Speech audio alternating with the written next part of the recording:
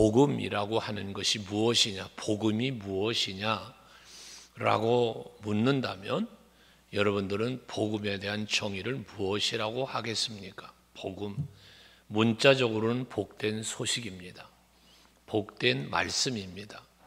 그럼 복이라고 하면 그 복은 과연 무엇일까? 여러분, 복 받아라, 복 받았다라고 말할 때 복하면 가장 먼저 생각나는 것이 무엇이 있습니까? 많은 사람들이 복하면 벌떡 떠오르는 거 돈, 재물의 복을 먼저 생각할 겁니다. 여러분들도 그 재물의 복을 받고 싶으실 거고요. 네, 아멘 할 줄 알았습니다. 왜냐하면 복하면 재물과 직결된 생각을 우리가 갖고 있기 때문에 그렇습니다. 그런데 그 다음 돈, 물질, 재물의 문제만이 아니라 복 그러면 다음 단계 또 생각나는 게 뭐냐 하면 명예와 권세, 명예와 권세를 또 생각합니다. 그래서 다른 사람보다 더 높고 더 훌륭하고 인정받을 만한 명예를 갖고 싶어요. 권세를 갖고 싶어요.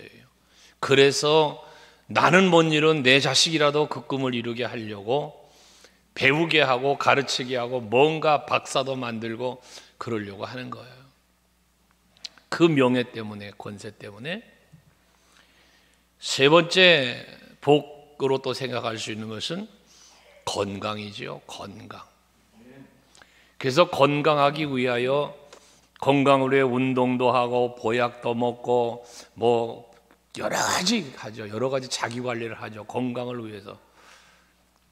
이게 다 복하면 생각나는 것들입니다. 그런데 어느 분이 그렇게 얘기했죠. 돈을 잃은 것은 조금 잃은 것이고 명예를 잃은 것은 많은 것을 잃어버린 것이고 건강을 잃어버린 것은 모든 것을 잃어버린 것이다. 그런 얘기가 있어요.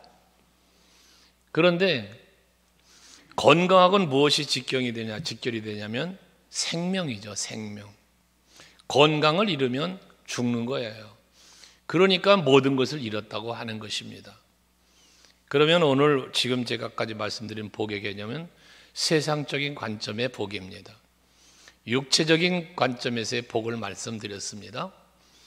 그러면 여러분, 우리는 예수를 믿고 구원받은 성도들이니까 우리가 받은 복, 받아야 할 복, 누려야 할 복은 무엇이냐?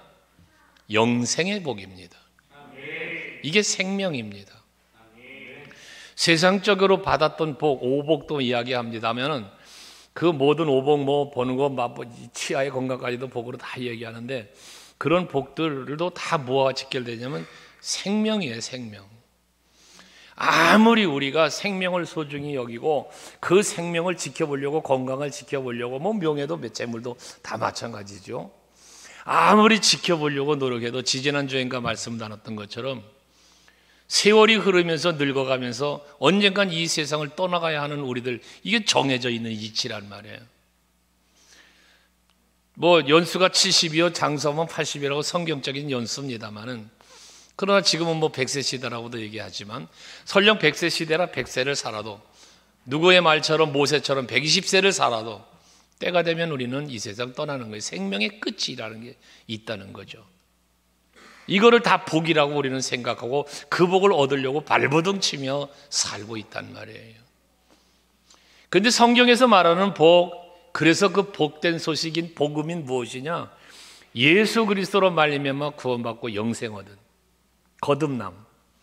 그래서 육신으로 끝이 아닌 영원한 내세 하나님의 나라까지를 바라보는 복음은, 그래서 거듭남의 생명, 영생을 말하는 거요, 하나님의 나라를 말씀하는 거예요. 복음이라는 게. 여러분, 복음이 뭐냐? 복음은 그래서 우리는 예수라고 말하는 거예요. 여러분은 복을 받았다고 생각하고 복에 대한 개념을 가질 때 이제부터는 육신에 속한 세상 것에 제한된 생각을 품지 말고 복하면 먼저 생각해야 할 것은 하늘나라, 예수로 말미암아 거듭난 영생 얻음, 하나님의 자녀됨을 먼저 복이라고 생각할 수 있는 여러분들 되시기를 바랍니다. 그래야 예수 믿는 자답게 살 수가 있어요. 이것이 돼야만, 이게 내가 받은 복이요 하나님이 내게 주신 복이라는 이 복의 원리를 알게 될 때 내가 받은 복에 대한 가치를 바르게 하는 가치평가. 돈에 대하여 물질의 가치를 둔 사람은 물질만 바라보고 살아요. 돈의 가치를 두고 사는 사람은 그렇단 말이에요. 명예와 권세의 가치를 두고 사는 사람은 명예와 권세만 추구하고 살아요. 어떻게 해서든지 명예를 얻으려고 그래요. 어떻게 해서든지 권세를 얻으려고 그래요. 그러니까 비리가 나오고, 그러니까 결국 권세를 가졌지만 나중에 보면 교도소 가서 앉아있는 이런 참 웃지 못할 일들이 벌어지는 거예요. 육체의 건강, 언젠가 그런 얘기도 했죠. 비싼 돈 주고 보약을 사 먹는다고 건강이 지켜진다면 한약방 의사들은 절대 건강을 해하지 않을 것입니다. 고급 침대에서 잠을 자면 잠이 잘 오고 건강하다면 고급 침대 만들었는 사람은 절대로 병이 안 걸릴 겁니다. 여러분, 재물도 명예와 권세도 또한 건강도 하나님이 주시는 거라는 사실 또한 우리는 알아야 돼요. 그러니까 영과 육이 모두 다 하나님의 주권 섭리 속에 있단 말이에요.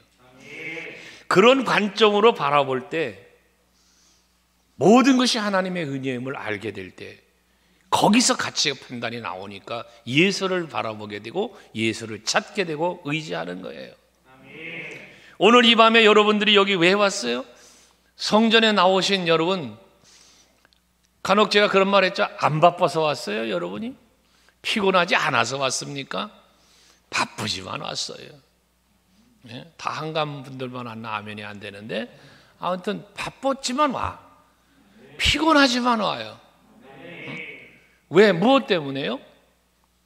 예수 앞에 나와서 예배하는 것이 하나님에게는 기쁨이 되고, 예배할 때에 내게 베푸신 은혜를 감사하며 예배를 할 때에 또 다른 은혜, 더 큰 은혜를 주시는 하나님이심을 믿기 때문에,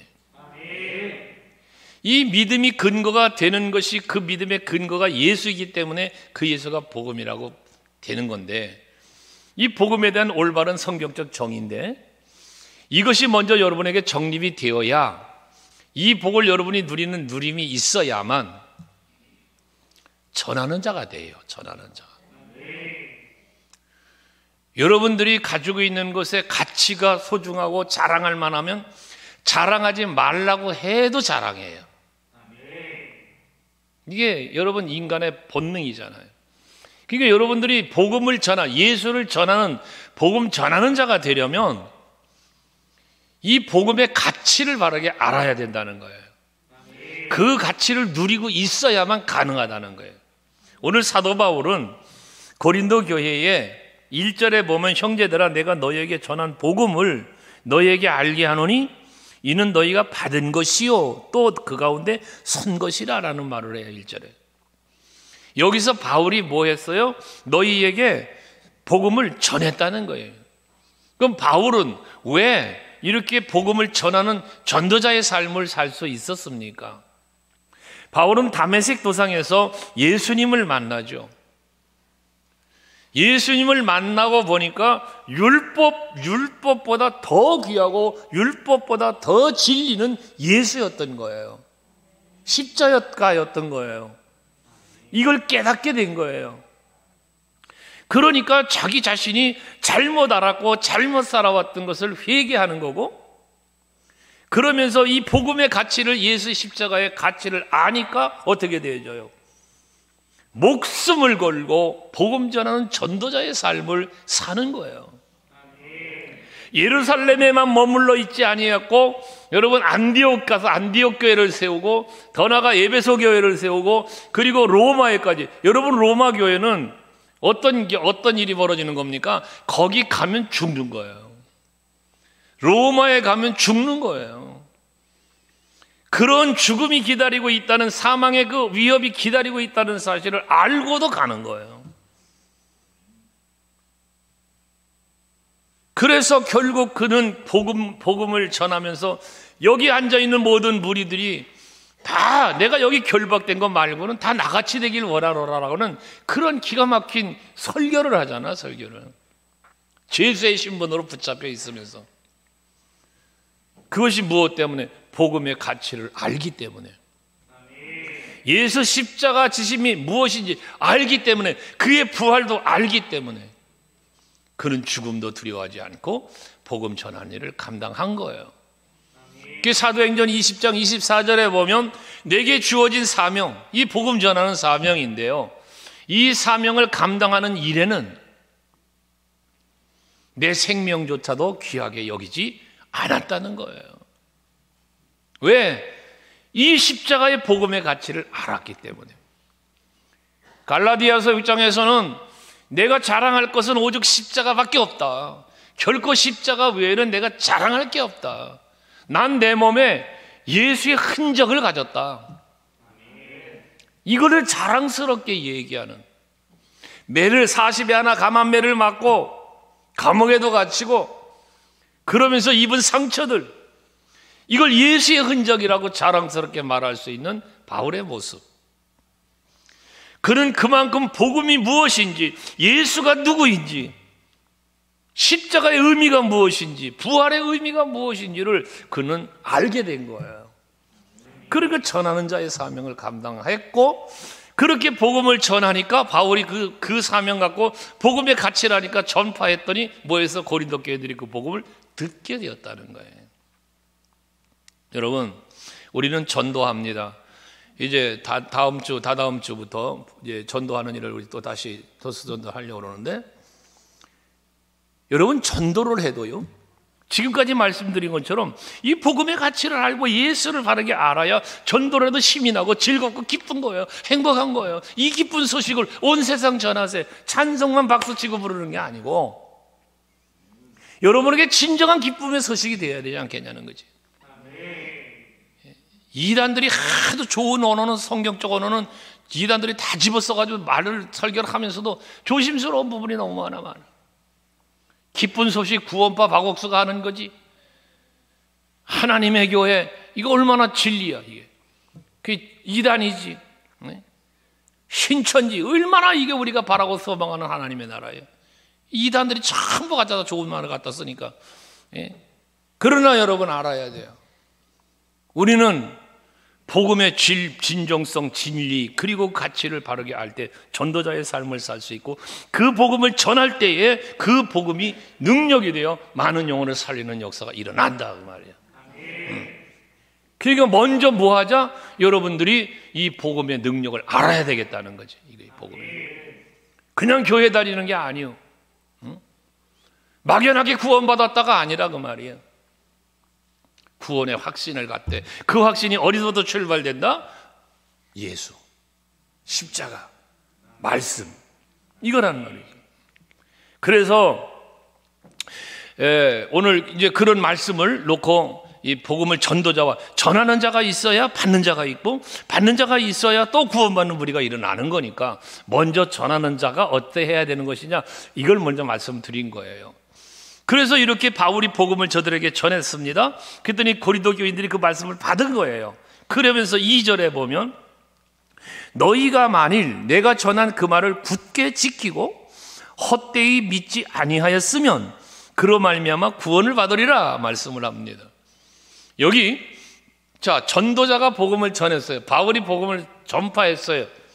그럼 저들이 그 복음을 들었어요. 그 다음 단계가 뭐냐면 그 말씀을 굳게 지키라는 거예요. 그리고 헛되이 믿지 말라고 말하는데, 헛되이 믿지 말라는 건 뭐냐? 거짓 없는, 진정성이 있는, 가식적이지 않는 이러한 믿음, 이것이 헛되지 않은 믿음이거든요. 그리고 믿음을 굳건하게 해라, 이 말은 믿음대로 살라는 거예요. 믿는다면 말로만 믿지 말고 살아라는 거예요. 믿음대로 살아라. 이게 말씀에 순종하는 것이 진정한 믿음이라는 거예요. 믿노라 하면서 말씀대로 살지 않는다면, 야고보사도 말하잖아요. 그 믿음은 곧 죽은 믿음이다. 여러분, 우리의 구원은 믿음으로 이루어지는 게 맞아요. 뭐 부흥회 때 강사 목사님도 얘기했고 저도 여러분에게 늘 이야기하는 거 아닙니까? 우리의 믿음이 행위로 이루어지는 건 분명히 아니에요. 하나님의 은혜, 전적인 은혜로 우리의 구원이 이루어지는 거예요. 그러나 이 하나님의 은혜를 내가 은혜로 믿을 때에 이게 구원이 이루어지는 거지, 내가 믿질 않는데 무슨 구원이 이루어져요? 그러니까 하나님이 믿음의 선물을 주셨을 때 그 믿음의 선물을 내가 받았으면 그 복음을 들을 때에 여러분 믿어야 되는 거예요. 믿어야. 그래서 로마서 10장 10절에 말씀하잖아요. 사람이 마음으로 믿어 의에 이르고 입으로 뭐해? 시인하여 구원에 이른다는 거예요. 그러니까 말씀을, 복음을 들을 때에 그 말씀을 어떻게 한다? 마음으로 뭐 한다고 그랬어요? 믿어. 마음으로 믿어. 그 다음 단계가 뭐예요? 그거 믿음으로 의에 이를 뿐더러 그 다음 입으로 시인하여 구원에 이른다는 거예요. 입으로 시인한다는 건 뭡니까? 내가 믿음의 고백을 하는 거예요. 이 입으로 시인하는 것은 또 다른 차원에서 보면 복음을 전하는 자의 삶이에요. 내 입으로 예수를 자랑하는 거예요. 내 입술로 나는 예수 믿는 사람이야. 내가 예수 믿고 보니 이렇게 좋네. 내가 예수 믿고 구원받았어. 난 예수 믿고 하나님 자녀가 됐어. 이게 바울이 그거 아닙니까? 지금 결박되어 있지만 육체적으로 결박되어 있는 것 외에는 다 너희들 나같이 되기 원한다? 이게 입술로 시인하는 거예요. 내가 그리스도 이름을 시인하는 거다고요. 여러분, 어디에서나 그리스도인임을 시인하는 여러분 될 수 있길 바라요. 친구들을 만나도, 직장을 가도, 어디를 가도 내가 예수 믿는 사람임에 대한 고백을 하란 말이에요. 어디 가서, 직장 가서 세상 사람 친구들 만났다고 해서 내가 그리스도인으로의 모습을 말하지 못한다? 그래서 어떤 의미에서 세상적인 사람들처럼 똑같이 산다, 행동한다? 술 마시고 담배 피고 세상락 즐기고? 그 사람이 그런 구원받았다고 자신 있게 말할 수 있을까? 그렇게 사니까 구원의 확신이 없어지는 거예요. 확신이. 로마서 10장 17절 말씀도 보시면 믿음은 들음에서 난다 그러잖아요. 믿음은 들음에서 나고 그 다음 뭐라 그랬어요? 들음은 그리스도의 말씀으로 말미암았다. 여러분, 신앙 고백하는데 우리가 전능하사 천지를 만드신 하나님 아버지를 믿사오며 신앙을 늘 고백하시잖아요. 그 신앙의 고백이 뭐요? 내가 하나님을, 성령을, 예수를 어떻게 믿느냐라는 고백을 하는 거잖아요. 근데 그 고백의 내용 하나하나가 다 뭐요? 태초에 하나님이 천지를 창조하시니라가 성경 시작이에요. 마지막 마라나타 아멘 주 예수여 어서 오시옵소서 계시록의 끝이에요. 성경이에요. 여러분, 이거를 믿는다는 거예요. 그러니까 우리의 믿음의 본질은, 제가 늘 뭐라고 말해? 우리 믿음의 본질은 성경이다. 그러니까 여러분들이 이 말씀을 자꾸 들어야 여러분의 믿음이, 하나님의 말씀을 자꾸 들어야 여러분의 믿음이 성장하는 거예요. 견고해지는 거예요. 그래서 시편 1편에 복 있는 사람은 악인의 길을 따르지 않고 죄인의 길에 서지 않고 오만한 자의 자리에 앉지 않고 오직 여호와의 율법을 즐거워하여 그 율법을 주야로 묵상하는 사람이라는 거예요. 왜? 말씀을 들어야, 말씀을 배워야, 말씀을 알아야, 읽어야, 지켜 행해야 그것이 나의 믿음을 강건하게 하고, 악인의 길을 따라가지 않도록, 죄인의 길에 서지 않도록, 오만한 자리에 앉지 않도록 지켜주는 역할이, 말씀이 그 일을 한단 말이에요. 그래서 에베소서 6장에서 바울은 하나님의 전신갑주를 입으라고 말하는 거 아니에요? 모든 마귀의 관계를 대적하기 위해서 그렇게 하라는 거 아닙니까? 그래서 사도 바울은 디모데후서 4장 7절 8절에 말하잖아요. 고백하잖아요. 나는 뭐 했어요? 선한 싸움 싸웠대요. 여기 싸움은 싸움인데 무슨 싸움? 선한 싸움. 이 선한 싸움이 뭐예요? 선의 싸움이거든요. 선을 이루기 위한 싸움이거든요. 이 선한 싸움은 하나님의 말씀을 지켜 행하는, 하나님의 뜻을 행하는, 이게 선한 싸움이에요. 그러니까 그 팀 켈러라는 분이 얘기한 거지만 교회는 하나님의 계시된 말씀이 이루어지는 곳이 교회여야 한다. 여러분들이 하나님의 말씀을 듣고 그 하나님의 말씀대로 살기 위하여 선한 싸움을 싸우는 것, 그 선한 싸움을 싸우는 전쟁터가 어디냐? 교회라는 거예요. 그 전쟁터가 되어야 한다는 거예요, 교회는. 그리고 뭐에 달려갈 길 마쳤다? 자기에게 주어진 사명 끝까지 감당했다는 거예요. 사도 바울 죽기까지 했잖아요. 죽기까지. 여기서 한 가지 우리가 생각할 것은 간혹 여러분이 드린 말씀이지만, 그렇다면 죽기까지 그 사명을 감당하는 바울처럼 그럼 여러분의 사명은 뭐냐 그거지. 여러분의 목숨을 걸 만한 사명이 무엇이냐라는 거예요. 이것이 없으니까 신앙생활을 그저 막연하게 한다는 거거든요. 내가 달려갈 길을 맞춰야 되겠는데 내가 달려갈 길이 뭔지 어딘지 방향 없이 살아가는데 어떻게 그 길을 맞추겠어요? 생명 다하여 해야 할 일이 무엇인지 모르는데 무엇을 그게 향방 없이 달려간다는 거예요. 예수께서 이사야서 53장 말씀에 보면 4절부터 보면 그 앞에 3절 한번 띄워줄 수 있나? 3절? 4절 5절 말고 3절. 3절을 먼저 한번 보시면 띄웠어요? 자, 한번 읽어볼까요? 같이 3절 시작.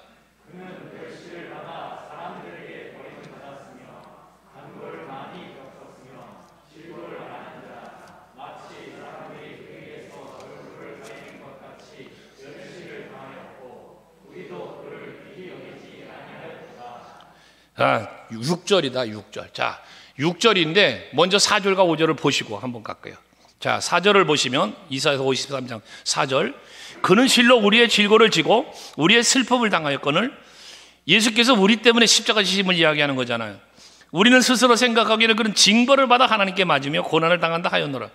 예수님이 당하는 고난을 나 때문에 당하는 고난이라고 생각하지 않고, 저 사람 저 죄 때문이라는 거예요. 죄 때문에. 그렇게 생각하고 말했다는 거예요. 그러나 5절 같이 읽어요. 5절은 시작.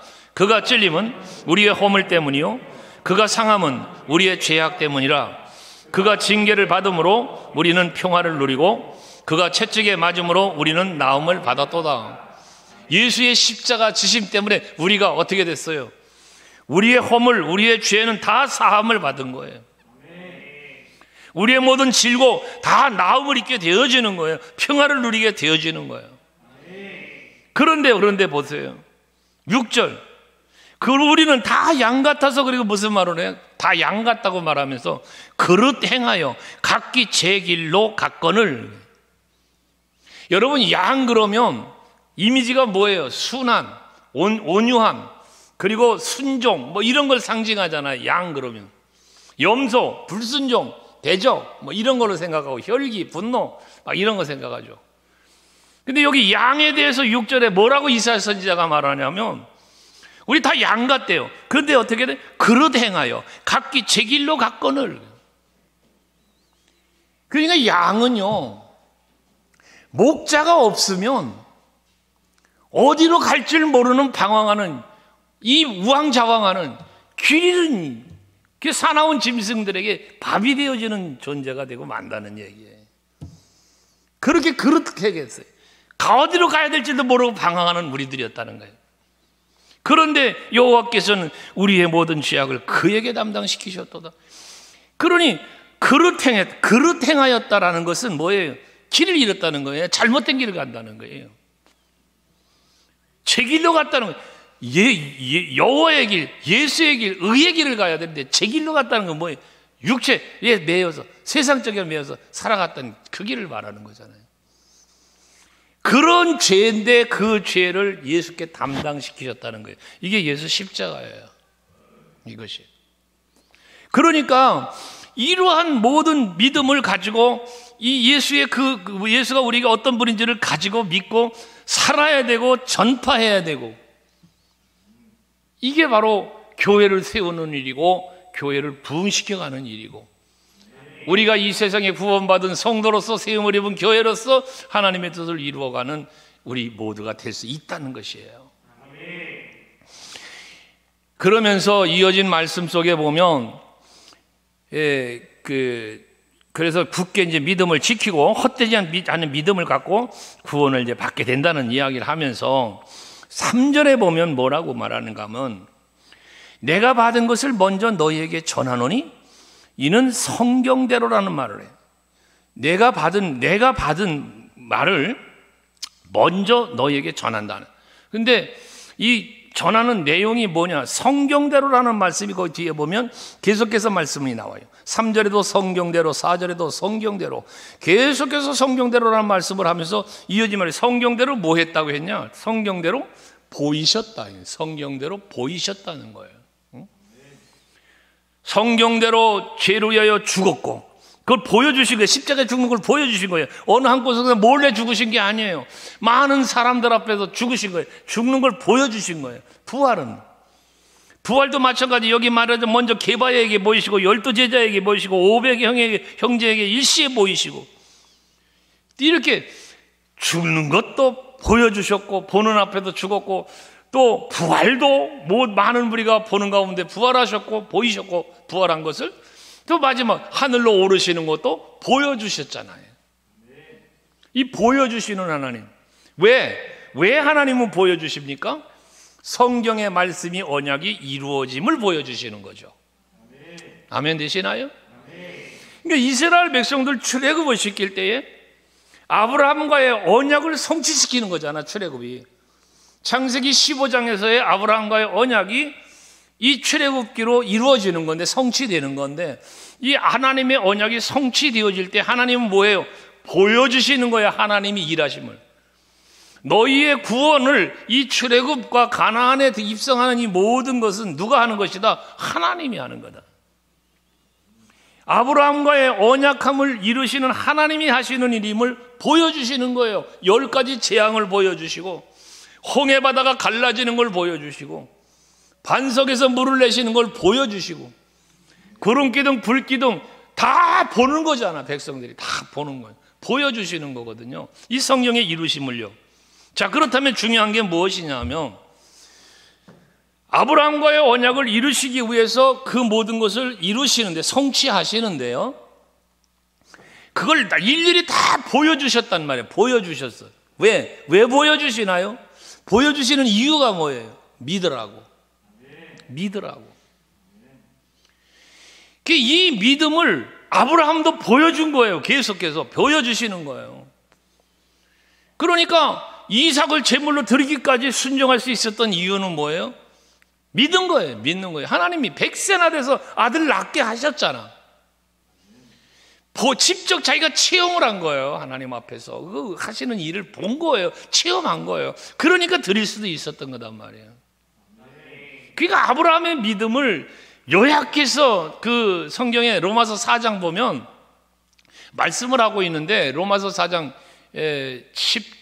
17절부터 17절이죠. 이렇게 거기 보면 아브라함의 믿음에 대하여 22절까지 쭉 요약해서 딱 말씀해 놨어요. 여기 보면 바울이 이제 아브라함의 믿음을 이야기한 거거든요. 이게 그러니까 아브라함은 어떤 믿음의 사람이었느냐?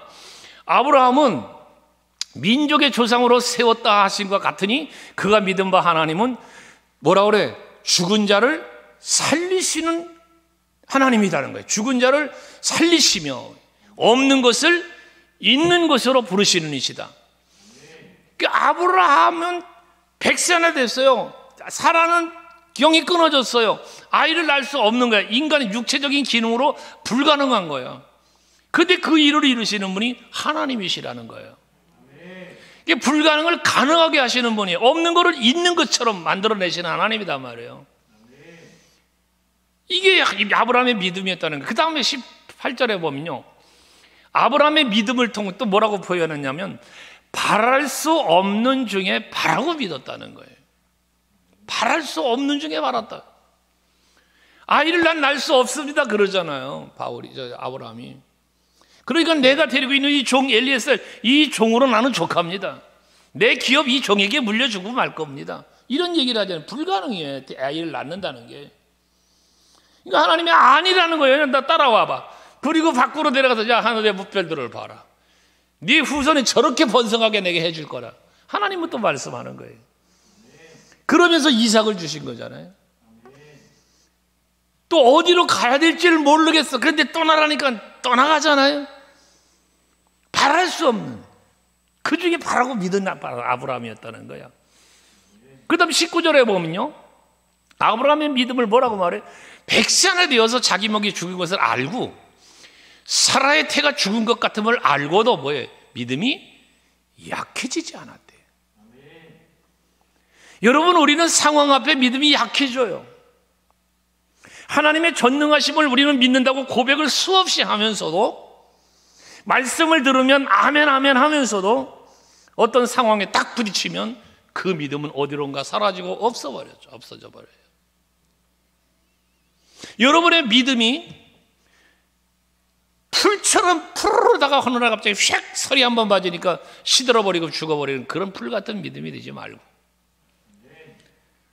정말 어떤 상황 앞에서도 굴하지 않고, 어떤 환경에도 굴하지 않고 내 믿을 지키며 하나님께로 나아갈 수 있는 여러분이 되시자는 거지.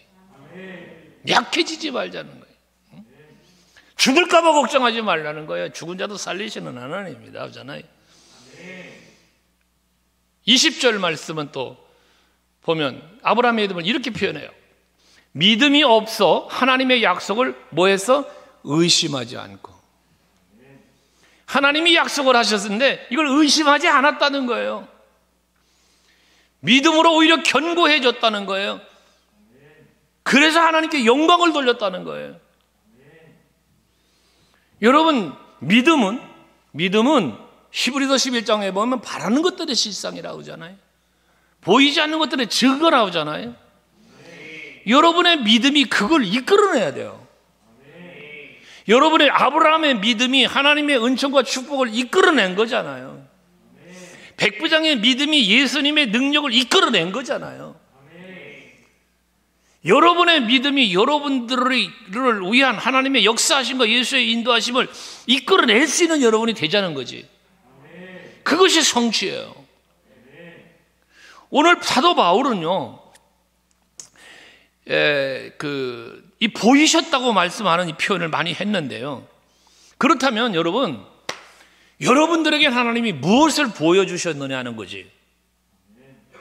여러분들은 예수를 믿고 신앙생활 하시면서 교회는 다시면서 십자가는 보고 건물은 보고 성전에서 강대상을 보고 목사를 보고 앞에 모니터도 보고 기타 치고 연주하면 연주자들 보고 다 보죠. 그런데 여러분, 그런 것만 육신으로 보이는 그런 것 외에 하나님의 일하심은 무엇을 보셨냐는 거야.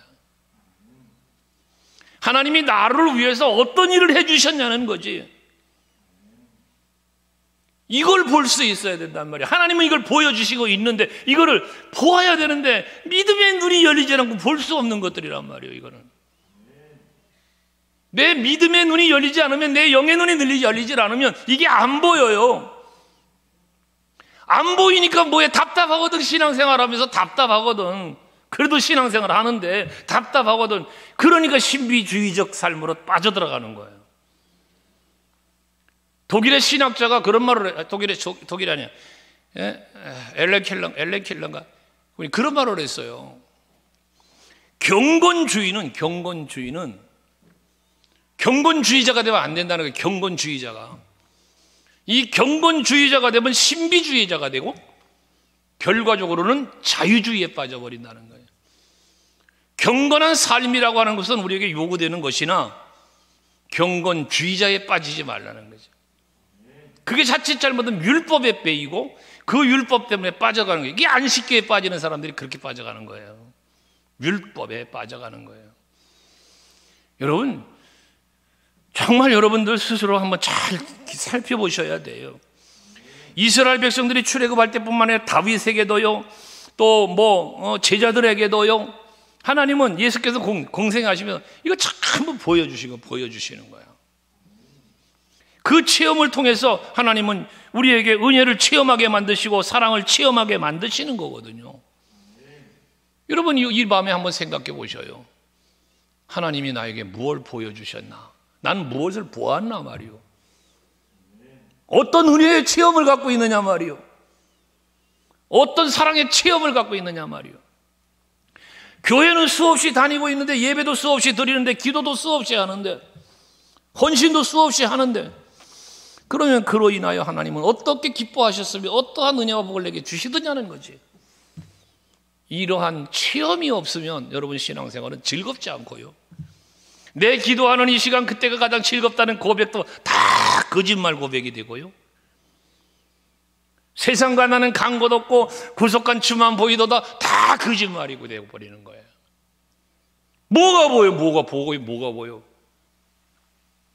스데반 집사님은 하늘문이 열리고 보좌 우편에 서 계신 예수를 본다는데, 여러분들의 눈에는 그게 보입니까? 그 하늘나라가 보이나요? 여러분들을 위하여 예비된 면류관이 보입니까? 이것이 믿어지십니까?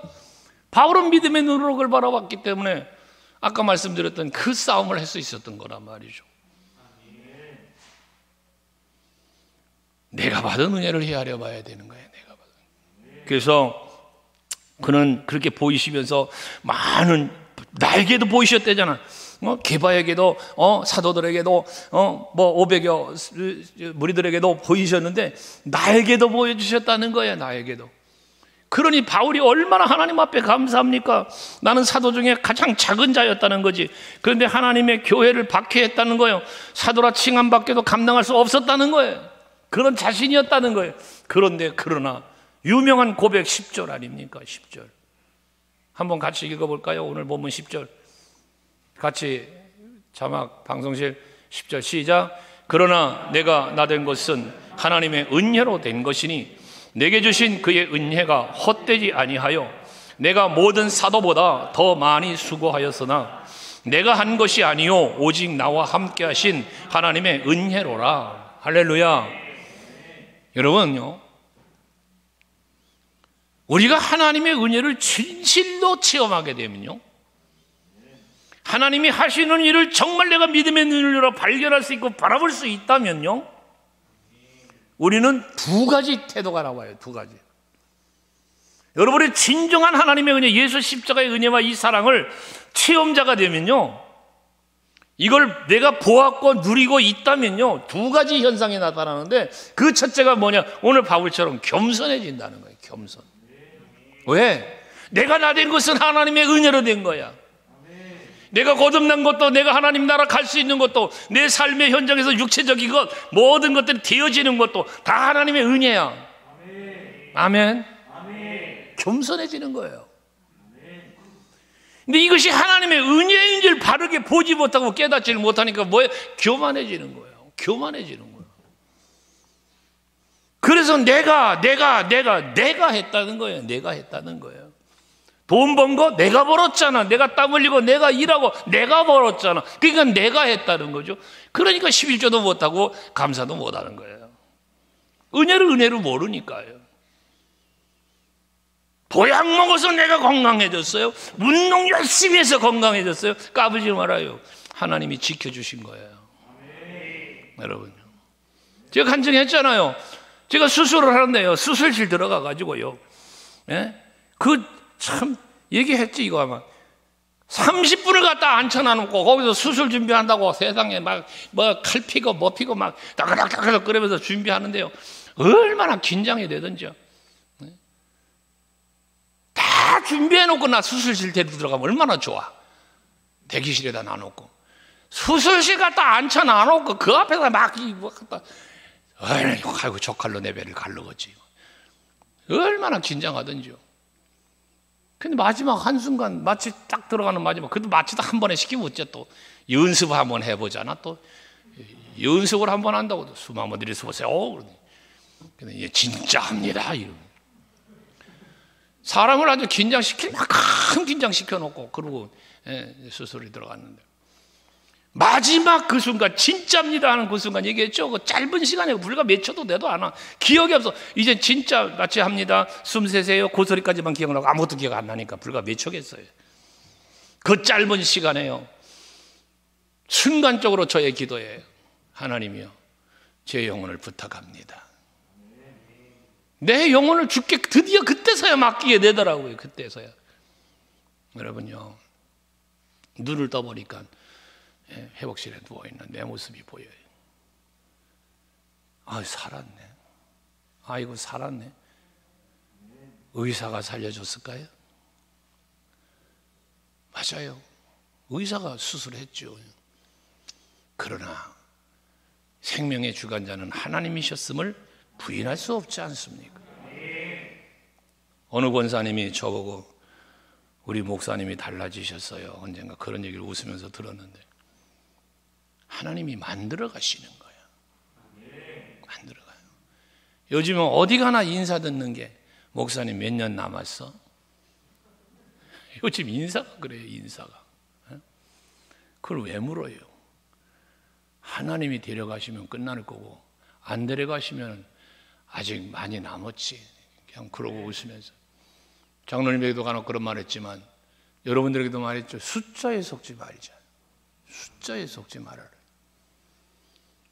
하나님의 은혜의 체험자가 되시길 축원합니다. 은혜를 은혜로 알 수 있기를 축원합니다. 그리고 그 은혜를 기억하면서 하세요. 그래야 겸손해지는 겁니다. 하나님이 내게 주신 것, 능력도 하나님이 주신 것, 생명도 하나님이 주신 것, 물질도 부귀 영화 모든 것 다 하나님이 내게 주신 것. 그래야 그 앞에 겸손해지는 거예요. 겸손해야 순종이 나오는 거예요. 또 하나의 증거, 겸손 말고 또 하나가 뭐냐? 감사예요. 감사. 여러분, 하나님 앞에 받은 은혜와 그 사랑을 생각하면서 어떤 감사를 해보셨습니까? 하나님 앞에 정말 예수 십자가의 그 사랑과 그 은혜, 같이 복음에 같이 처음 말씀드린 그 가치를 얼마나 내가 소중하게 알고 있나, 그 확신을 내가 얼마나 간직하고 있는가, 그걸 근거로 해서 죽은 내가 살았어요. 마귀의 종로로도 내가 하나님의 자녀가 됐어요. 영벌의 자리인 지옥에 가야 할 내가 천국을 가게 됐어요. 여러분, 그리스도의 몸된 교회에 내가 지체가 되었어요. 이 사실이 여러분 은혜로 믿어진다면요, 그것을 은혜로 알고 누리고 있다면요, 감사해야죠. 어찌 불평이 나올 수 있겠으며, 여러분, 원망이 나올 수 있겠어요? 감사해야죠. 감사하기 때문에 하나님의 뜻을 찾게 되고 그 뜻을 따라 살아가는 거예요. 여러분, 말씀을 맺겠습니다. 복음을 들었으니 이젠 전하는 자가 돼야겠는데, 전하려니까 복음의 본질, 복음의 가치를 알아야 전한단 말이에요. 그러니까 여러분, 신앙생활 하시면서 이 본질적인 것을 좀 바르게 알고 믿으시길 바라고요. 그 믿음을 누리면서 이제는 예수님 말씀하신 땅끝까지 이르러 증인이 되라. 그 증인된 삶을 살아가는 여러분 전파자까지 되자 말이에요. 전파자가. 그러면서 우리의 믿음을 굳게 지키고 거짓말로 믿는 게 아니라 헛되이 믿지 않고 진정으로 진실로 믿는 믿음으로 죄를 감당해 갈 때에 성경대로 하나님은 이루시면서 여러분들에게 살아계심을, 함께 하심을, 언약은 성취하심을 보여주실 거예요. 그것이 여러분들의 믿음이, 성숙한 믿음이 되고 누림이 되고 하나님의 기쁨이 되는 삶을 살게 되는 거예요. 그 기쁨이 되는 삶이 겸손과 감사라는 거지. 겸손해지니 하나님 더 큰 은혜 주시고, 감사를 하니 하나님이 영광을 받으시며, 감사로 제사를 드리는 자가 나를 영화롭게 한다잖아. 내가 너를 건지신대잖아. 이 은혜예요. 지키심, 보호하심요. 겸손과 감사는 하나님께 받은 은혜를 받은 자가 갖추어야 할 신앙의 덕목이지만, 그 신앙의 덕목을 갖고 하나님의 기쁨 된 삶을 살면 더 큰 은혜를 주시는 분이 하나님이시다는 거죠. 이해가 되시죠?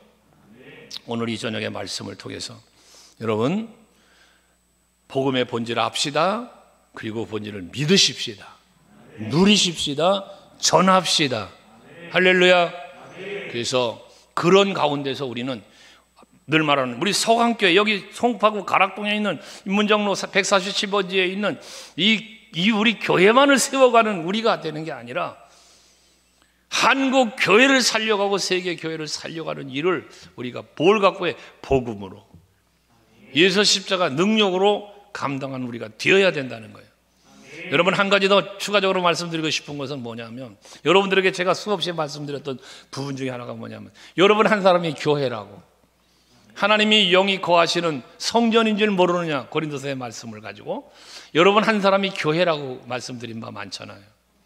그러나 여러분 아셔야 할 것은 뭐냐면, 여러분 한 사람이 교회라고 해서 개체로 개인주의적인 신앙생활에 가면 교회가 아니에요. 여러분, 진정한 여러분이 교회가 되려면 머리가 되신 예수를 중심으로 한 지체로 우리가 연합되어질 때 이게 교회가 되는 거예요. 나 한 사람이 교회야 이러고, 여러분 나 한 사람이 교회니까 나 혼자 예배드려도, 나 혼자 하나님 찾고 말씀 묵상해도 난 교회라고, 여러분 착각하지 말아요. 그건 교회가 아니에요.